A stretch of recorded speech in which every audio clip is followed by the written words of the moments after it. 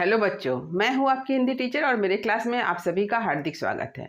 आज मैं आप लोगों के समक्ष अयोध्या सिंह उपाध्याय हरिऔध जी की भाषा शैली इस विषय को लेकर उपस्थित हूँ।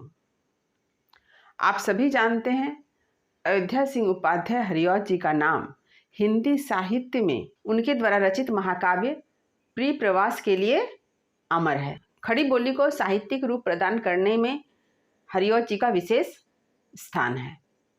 हरिऔध जी द्वारा रचित उनकी जो रचनाएं हैं उनकी सूची इस प्रकार से है, आप देखिए साहित्य सेवा। हरिऔध जी की प्रसिद्ध रचनाओं के नाम इस प्रकार हैं।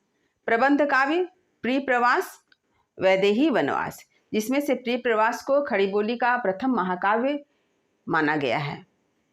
मुक्तक काव्य इन्होंने लिखा है। पहला है चोखे चौप दे, दूसरा चुभते चौप दे, तीसरा बोलचाल, चौथा रसकलश, पांचवा पद्म प्रसून, छठा कल्पलता, सातवां प्रेम पुष्पहार, आठवां प्रेम प्रपंच, 9 नंबर प्रेमांबु प्रवाह, 10 नंबर है प्रेमांबु वारिधि। इनके द्वारा रचित उपन्यास है पहला ठेठ हिंदी का ठाठ और दूसरा है अधखिला फूल। आलोचनात्मक क्या है देखिए, पहला हिंदी भाषा और साहित्य का विकास, दूसरा कवि रचनावली की आलोचना, तीसरा रस कलश आदि की भूमिकाएं। इनकी रचनाओं के नाम को जानने के बाद चलिए मैं इनकी भाषा शैली के बारे में आप लोगों को बताती हूँ। अयोध्या सिंह उपाध्याय हरिऔध जी की भाषा शैली। खड़ी बोली को साहित्यिक रूप प्रदान करने वालों में हरिऔध जी का स्थान सर्वोच्च है। भारतेंदु युग में इन्होंने ब्रजभाषा में रसकलश की रचना की। द्विवेदी युग से प्रभावित होकर इन्होंने ब्रजभाषा से नाता तोड़कर खड़ी बोली को अपनाया। तो द्विवेदी युग किनके नाम से जाना जाता है? महावीर प्रसाद द्विवेदी जी के नाम से। तो द्विवेदी युग से प्रभावित होकर के इन्होंने ब्रजभाषा से नाता तोड़ा और खड़ी बोली को अपना लिया। पहले वे बोलचाल की खड़ी बोली को लेकर उर्दू बहरों का अर्थ क्या है? छंदों को कहा जाता है। तो बहरों किसे कहा जाता है? छंदों को। में रचना की एक उदाहरण प्रस्तुत है। देखिए उदाहरण क्या है? बात कैसे बता सके तेरी, है जो मुंह में लगे हुए ताले, बावले बन गए ना बोल सके, बाल की खाल काढ़ने वाले।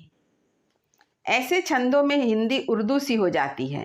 द्विवेदी जी से प्रभावित होकर उन्होंने संस्कृत छंदों और संस्कृत की समास पदावली को अपनाने का सराहनीय प्रयास किया। तो यहाँ द्विवेदी जी कौन है? महावीर प्रसाद द्विवेदी जी।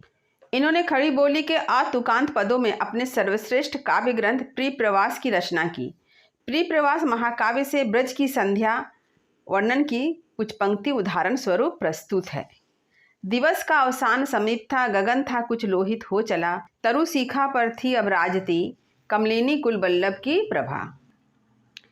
हरिऔध जी का हिंदी भाषा पर पूरा अधिकार देखते हैं। वे अपनी इच्छा से शब्दों को उठाते हैं, गिराते हैं, संवारते हैं और सुधारते हैं। वे सफल शिल्पी थे, इसलिए कठिन से कठिन और सरल से सरल हिंदी लिख सकते थे। इनकी भाषा की अनेक रूपता विद्वानों को आश्चर्य में डाल देती थी। यानी भाषा की अनेक रूपता हम हरिऔध जी में देखते हैं। आचार्य गुलाब राय जी का कहना है, तो आचार्य गुलाब राय जी ने हरिऔध जी की भाषा के संबंध में क्या कहा है देखिए। हरिऔध जी के रसकलश को देखकर यह नहीं कहा जा सकता कि यह प्रिय प्रवास के लेखक की रचना है, और चौपदों आदि में मुहावरों की भाषा प्रिय प्रवास की संस्कृत गर्भित भाषा से प्रभावित नहीं दिखलाई पड़ती। ऐसा प्रतीत होता है कि वे अपने दिमाग के तीनों खाने अलग अलग रखते हैं। तो हरिऔध जी की भाषा शैली के संबंध में गुलाब राय जी का यह कथन काफ़ी महत्वपूर्ण है। हरिऔध जी ने भी स्वयं लिखा है। तो हरिऔध जी ने भी अपनी भाषा शैली के संबंध में क्या कहा है देखिए। कोई सज्जन कभी कभी मुझ पर आक्षेप भी करते हैं कि मेरा कोई निश्चित मार्ग अथवा कोई नियमित शैली नहीं। कभी ब्रज भाषा में लिखता हूँ, तो कभी प्रिय प्रवास की भाषा लिखने लगता हूँ, और कभी बोलचाल की ओर ढल जाता हूँ, और इस प्रकार घड़ी घड़ी रंग बदलता रहता हूँ। किंतु यह सत्य नहीं।